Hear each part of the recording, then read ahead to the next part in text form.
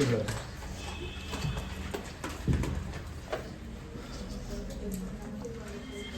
Ready કે બધા? Ready and go. ચાલો સૌથી પહેલા આના પહેલા તમારો સાદો દાખલો બરાબર. કોઈ નીચે જવાબ નથી, બધા ઉપર જવાબ છે. તમારા લાસ્ટ પિયર પાસેની અંદર 3 પ્રકારના દાખલા આવશે. એક સાદો, પછી બીજો કુલ ખર્ચ વાળો અને ત્રીજો એકમ વાળો. બરાબર? 3 દાખલા વિડિયો ચાલુ ને? હા ને? 3 દાખલા ઓળખવાના કેવી રીતના તે પહેલા એકમ વાળા કેવી રીતના ઓળખવાના તે જોજો. જ્યારે તમારા દાખલામાં એકમનું ખાનું આપેલું હોય અને જે જથ્થાનું ખાનું હોય ને તેની અંદર બી એકમ હોવા જોઈએ. જો આ બંને પરિસ્થિતિ છે તો કયો દાખલો? એકમ વાળો. અને જો તમારા એકમનું ખાનું નથી તો તમારો સાદો દાખલો. જો તમારા જથ્થાની અંદર એકમ નથી તો બી તમારો સાદો દાખલો. એટલે કે જો એકમ વાળો દાખલો હોય તો તમારા બંનેની અંદર એકમ હોવા જોઈએ. એક એકમનું બી ખાનું હોવા જોઈએ અને જથ્થાની અંદર બી એકમ હોવા જોઈએ, તો જ તમારે ફેરવવાનું. નહીં તો કેવો દાખલો? સાદો દાખલો. નહીં તો અમુક લોકો પેલું એકમનું ખાનું જોઈએ એટલે ગભરાઈ જાય, પણ જોઈ લેવાનું કે જથ્થાની અંદર બી એકમ હોવા જરૂરી. આટલું ક્લિયર પહેલી વસ્તુ.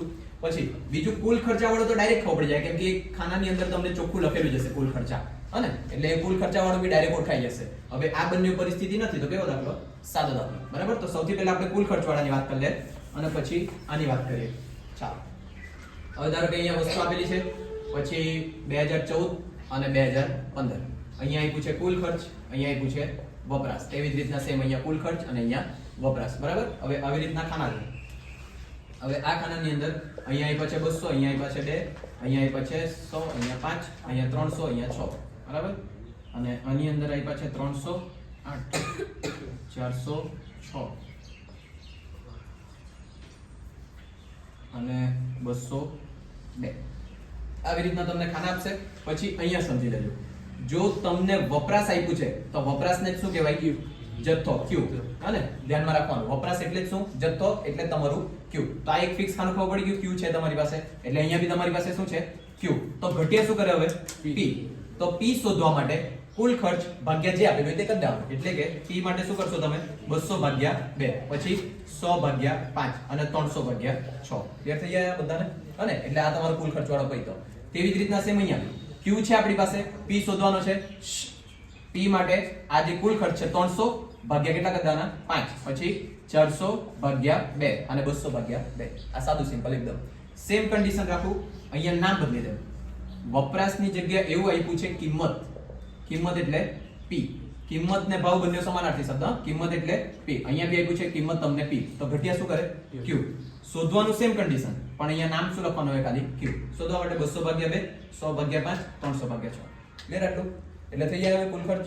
રકમ મળી જાય પછી તો ગણાય જાય ને, હને? એટલે આ થયું. હવે લાસ્ટ જોઈએ એકમ વાળું. હવે તમારી બુકમાં આની બહારના એકમ વાળા એક બી નથી. એટલે કે આટલા જો h સુધી જોઈ જાય, તમે મટીરીયલમાં ચોખ્ખું લખ્યું છે, મેં પાછળ લખ્યું બી છે કે કેવી રીતના લખ્યું છે, પણ તે પછી તમે જોયું નહીં મળે તો તે તમારી ભૂલ. ચાલો આની બહારનું નહીં આવશે, હને? એકમ વાળો જો પૂછાયો ને તો આની બહારનું, અને નહીં આવે એટલે નહીં જ આવે. હા, જો આવ્યું ને 4 રસ્તા પર લઈ જાય ને હટાઈ મૂકજો. લાકડા તૈયાર કરતો પેપર, મને નહીં પેપર. ભાષામાં વિચારતો હોય ને આટલું મોટું ચાલો જોઈ લેજો. હવે પહેલા સૌથી પહેલા એકમ વાળો દાખલો ઓળખાઈ ગયો. અહીંયા પહેલું ખાનું બનાવું વસ્તુનું, બીજું ખાનું બનાવું એકમનું. હવે અહીંયા ઓળખીએ 2014, 2015 ને 2015. નાનું વર્ષ 14 એટલે એને શું આપવાનું આપણે? 0. આ બી 14 એટલે એને શું આપવાનું? 0. 15 મોટું એટલે એને શું આપવાનું? 1. આ મોટું એટલે એને બી શું આપવાનું? 1. પહેલું ખાનું જથ્થો, જથ્થો એટલે ક્યુ. ભાવ એટલે પી. જથ્થો એટલે ક્યુ અને પાછું ભાવ એટલે પી. તો પહેલું ખાનું બનશે મારું ક્યુ 0, બીજું ખાનું બનશે મારું પી 0, ત્રીજું ખાનું બનશે મારું Q1 અને છેલ્લું ખાનું બનશે P1. ક્લિયર આટલું બધાને? ચાલો વસ્તુમાં A થી લઈને H સુધી લખી દે. A B C D E F G અને H. ABCD ભૂલી જવાનું. ABCD ને આવડે તો ઉપર આગળ જઈ જવાનું. અને એમ બી તમને E સુધી તો ABCD તમારા પેપરમાં મળી જાય, વિભાગ A વિભાગ B એમ કરીને. ચાલો આટલું નહીં પૂછાય, પણ આની અંદર બધું આવી જાય. એના કારણે પહેલા જો તમારે ચેક કરવાનું કે જે જથ્થાનો એકમ છે અને અહીંયા એકમની અંદર જે એકમ છે એ બંને સરખા હોવા જોઈએ. અહીંયા સરખા છે નથી, તો અહીંયા સરખું કરવાનું. તો તમારે શું કરવાનું? જે જથ્થાનો એકમ છે ને તે જ અહીંયા રાખવાનું. એટલે અહીંયા જથ્થામાં શું છે? કિલોગ્રામ. એટલે મેં અહીંયા શું લખું? કિલોગ્રામ. પણ આ ક્વિન્ટલ, 1 ક્વિન્ટલ બરાબર કેટલા કિલોગ્રામ? 100 કિલોગ્રામ. તો હવે જ્યારે મેં જથ્થાના એકમ લેવા જ રહ્યા, કેમ તમે ડિસ્ટર્બ કર્યા કરે? જથ્થાનો એકમ રાખ્યો મેં તો જથ્થો તેવો ને તેવો જ લખવાનો. એટલે આ જથ્થો કેટલો લખું મેં 50. અહીંયા બીજો જથ્થો કેટલો લખું 60. આટલું ખબર પડશે. જો ની આ આટલી પછી મેં નહીં કરાવ, બંધ કરી દેવા, પોતે દેવા કચેડા જેવા. હને ચાલો પાછું જોજો લાસ્ટ વખત. પહેલા તમારે જોવાનું બંનેના એકમ સરખા છે કે નહીં. સરખા નહીં હોય તો તમારે પહેલા કયો રાખવાનો? જથ્થાનો. જો મેં જથ્થાનો એકમ અહીંયા રાખું તો મારે જથ્થો તેવો ને તેવો જ લખવાનો. એટલે આ જથ્થો 50 અને આ જથ્થો 60. જો મેં જથ્થો એવો જ રાખું તો મારે શું બદલવાનું? ભાવ. હવે ભાવ બદલવા માટે અહીંયા 1200 છે, અહીંયા 1700 છે. 1 ક્વિન્ટલ બરાબર કેટલા કિલોગ્રામ કીધા? 100. તો કેટલા વડે ભાગાકાર કરવાનું? 100 વડે. તો આ કેટલા આવશે? 12 અને 17. છે કે ગુચવાડો પહેલામાં નથી. સેકન્ડ પર આવો. સેકન્ડમાં બી જો પહેલા એકમ જો બંનેમાં કિલોગ્રામ જ છે તો કોઈ પ્રશ્ન જ નથી. અહીંયા શું લખી દેવાનું? કિલોગ્રામ જ. આપણે જથ્થાનો એકમ તેવો ને તેવો જ રાખ્યો એટલે જથ્થો એવો જ રાખીએ. કેટલો? 18 અને બીજો જથ્થો 19. આટલું ખબર પડી. હવે અહીંયા જો કેટલા કિલોગ્રામનો ભાવ છે? 20 કિલોગ્રામનો. જથ્થો મેં એવો જ રાખ્યો તો ભાવ મારે બદલવા પડે. 200 ભાગ્યા 20 10 અને 400 ભાગ્યા 20 20. ક્લિયર આટલું બધાને? ચાલો પછી ત્રીજા પર આવો. ડઝન. હવે અહીંયા આ ડઝન અને અહીંયા નંગ. બંને એકમ અલગ અલગ છે તો સૌથી પહેલા મેં અહીંયા જથ્થાનો એકમ રાખી દઉં. અહીંયા લખું નંગ. જો મેં જથ્થાનો એકમ અહીંયા રાખું તો મારે જથ્થો તેવો જ લખવાનો. એટલે અહીંયા કેટલા લખું? 20 અને અહીંયા કેટલા લખું? 30. આટલું ક્લિયર બધાને? જો મેં જથ્થો નથી બદલ્યો તો મારે શું બદલવા પડશે? ભાવ. હવે અહીંયા એક વસ્તુ કરીને જો 15 ભાગ્યા 12 કેટલા થાય? 1.25 અને 24 ભાગ્યા 12 2. આ જો રાઉન્ડ ફિગર નહીં આવે ને તો તમારે બીજી રીતના જવા પડે. પડે ખબર? એ બીજી રીતનું બી આમાં છે એટલે બતાવો. એટલે અહીંયા કેટલા લખી દેમ? 1.25 અને અહીંયા કેટલા લખી દેમ? 2. આટલે સુધી ખબર પડી જાય બધાને? આગળ જોઈએ. એના પછી નીચે જો આ નંગ આ ડઝન બરાબર. આ બંનેમાંથી કોઈ બી એક એકમ રાખવાનો. પહેલા મેં જથ્થાવાળો એકમ રાખી દઉં એટલે મેં અહીંયા રાખી દઉં શું? નંગ. જો જથ્થાનો એકમ નહીં બદલું તો જથ્થો મારે એવો જ લખવાનો. એટલે આ પહેલા 30 અને પછી 36 થાય.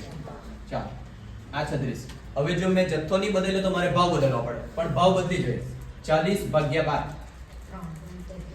12 3.33 આવ્યા કરે. હને તો આવું નહીં ચાલે. પણ આટલી વસ્તુ ખબર તો મારે બીજી રીતના જવા પડે. અને તમે દાખલો જોઈને તો અહીંયાથી જ ખબર પડી જાય. આ 30 અને 36 જ 12 વડે ભાગી શકાવાના છે. હને એટલે આ મેં કરું સાફ. જોજો હવે નંગ વાળું રાખીને મારું નથી ચાલતું. તમારે શું રાખવા પડશે? ડઝન. જો મેં અહીંયા ડઝન રાખું પહેલી વખત આવો. જો મેં ડઝન રાખતો છે તો મેં જથ્થાનો એકમ નથી રાખતો. જો મેં જથ્થાનો એકમ રાખતો તે તો જથ્થો એવો જ લખતે. પણ જથ્થાનો એકમ નથી રાખ્યો તો મારે શું લખવાનું? હવે ભાવ 40 અને 70. એટલે આ 40 અને 70. જો મેં ભાવ નહીં બદલ્યો તો મારે શું બદલવાનો? હવે જથ્થો. એટલે 30 ભાગ્યા 12 30 અને 36 ભાગ્યા 12 3. ક્લિયર આટલું બધાને? ચાલો આગળ. એના પછી અહીંયા કિલોગ્રામ ગ્રામ. હવે અહીંયા જોઈ મેં અહીંયા ગ્રામ રાખું તો આંકડો કેટલો લખવા પડે મારે? 1200. એટલે ત્યાંથી જ ખબર પડવા છે મારે શું રાખવાનું છે? અહીંયા કિલોગ્રામ. જો મેં અહીંયા કિલોગ્રામ રાખું તો મેં જથ્થાનો એકમ નહીં રાખ્યો. જો મેં જથ્થાનો એકમ રાખતે તો મારે જથ્થો લખવા પડે. જથ્થાનો એકમ નથી રાખ્યો તો હવે શું મારે લખવા પડે? ભાવ. એટલે અહીંયા મેં શું લખી દેમ? 60 અને 75. તો હવે 1 કિલોગ્રામ બરાબર કેટલા ગ્રામ? 1000. 1000 વડે ભાગાકાર કરે તો 1.2 અને 2 બરાબર. ચાલો પછી આગળ મીટર અને મીટર. બંનેમાં મીટર છે એટલે અહીંયા મારે શું રાખવાનું? મીટર. અહીંયા કોઈ આંકડો છે? નથી. બધા આંકડા સેમ રાખવાના. એટલે કે 5 10 6 અને 20. હવે અહીંયા 20 હતા, અહીંયા બી કિલોગ્રામ કિલોગ્રામ હતું પણ અહીંયા 20 હતા એટલે ત્યાં આંકડા ચેન્જ કરવા પડ્યા. હને પછી અહીંયા જો લીટર લીટર લીટર. કઈ ચેન્જ કરવાની જરૂર છે? નથી. કેમ કે અહીંયા કોઈ આંકડો નથી. 6 5 10 22. પછી અહીંયા પાછું નંગ પર આવી જાવ. હવે આ નંગ છે, અહીંયા નંગ છે બરાબર. અહીંયા બી નંગ છે. કઈ ચેન્જ કરવાની જરૂર છે? નથી. એટલે અહીંયા લખી દે નંગ 12 6 13 અને 20.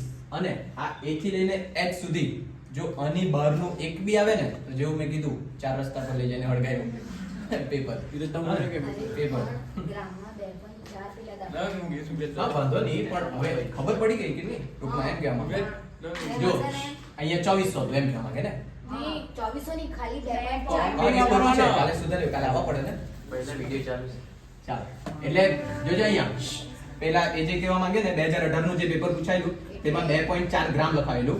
એ લોકો અહીંયા ગ્રામની જગ્યાએ કિલોગ્રામ લખવા માંગતા હતા પણ પ્રિન્ટિંગ મિસ્ટેક છે. હને એટલે અહીંયા 2.4 કિલોગ્રામ હોવા જોઈએ અથવા તો 2400 ગ્રામ હોવા જોઈએ એમ. એટલે જો આવી ભૂલ બોર્ડ વાળા કરે ને તો કોઈ સુધારવા નહીં આવે પણ તમને એના બેઠા માર્ક મળી જાય. બરાબર. એટલે આવું છે. અને એકમની કઈ ભારી નહીં મળે. અહીંયાથી લઈને h સુધી જોજો બોર્ડ પર આ 3 તો તમારે ગોખવા નથી પડવાનો. આ બાકીના ગોખી જાય છેલ્લા દિવસે.